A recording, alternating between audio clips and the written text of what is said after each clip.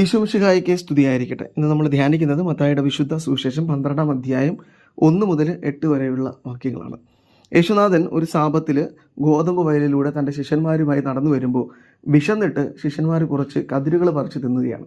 ഇത് കണ്ട ഫരിസേയരാകട്ടെ ശിഷ്യന്മാരെ കുറ്റം വിധിക്കുകയാണ്. എന്നാൽ യേശുനാഥൻ ശിഷ്യന്മാർക്ക് വേണ്ടി വാദിക്കുകയാണ്. ഇപ്പോൾ സുവിശേഷം നമ്മളോട് പറയുന്ന വലിയ ഒരു സന്ദേശം എന്ന് പറയുന്നത് ആരോരുമില്ലാത്ത മനുഷ്യർക്ക് വേണ്ടി ദൈവം സംസാരിക്കുമെന്നാണ്. ഈ ശിഷ്യന്മാർ ചെയ്ത തെറ്റിനെ ഫരിസേയർ ചൂണ്ടിക്കാട്ടുമ്പോൾ അവർക്കതിനെ എതിർക്കുവാനോ അവരെ തർക്കിക്കുവാനോ കഴിവില്ലാത്ത മനുഷ്യരാണ്.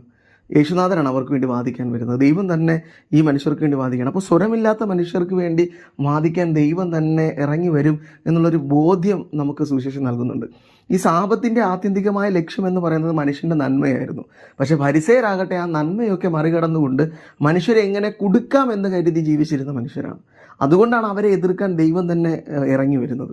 അപ്പോൾ നമ്മുടെ ജീവിതത്തിലും സാധാരണപ്പെട്ട മനുഷ്യരെ നമ്മൾ ഇങ്ങനെയൊക്കെ തിന്മകളുടെ പേരിലോ തെറ്റിൻ്റെ പേരിലോ നമ്മൾ അവരെ അടിച്ചു ഉടയ്ക്കുവാൻ തയ്യാറാകുമ്പോൾ അവർക്ക് വേണ്ടി വാദിക്കാൻ സ്വരമില്ലാത്തവരുടെ സ്വരമായി ദൈവം തന്നെ വരുമെന്നാണ് നമുക്ക് ഓർമ്മ തരുന്നത്. ഇനി നമുക്കും സംസാരിക്കാൻ ആരോരുമില്ലാതെ ഒറ്റയ്ക്കായി പോകുന്ന നിമിഷങ്ങളിൽ എനിക്ക് വേണ്ടി സംസാരിക്കാൻ എൻ്റെ ദൈവം തന്നെ ഇറങ്ങി വരുമെന്നുള്ള വലിയ ബോധ്യം ഇന്നത്തെ സുവിശേഷം നമുക്ക് നൽകുന്നുണ്ട്. നമുക്കും പ്രാർത്ഥിക്കാം, ദൈവമേ, ഞാൻ ഒറ്റപ്പെട്ടു പോകുന്ന നിമിഷങ്ങളിൽ എൻ്റെ സ്വരമായി എനിക്ക് വേണ്ടി വാദിക്കാൻ നീ മാത്രമേ തുണയുള്ളൂ. ആ ബോധ്യം എനിക്ക് നീ എപ്പോഴും തുണയായി ഉണ്ടാകുമെന്നുള്ള ബോധ്യം എനിക്ക് നീ നൽകണമേ എന്ന് പ്രാർത്ഥിക്കുക. യേശുനാഥൻ അതിനെ നമ്മെ അനുഗ്രഹിക്കട്ടെ. ആമേൻ.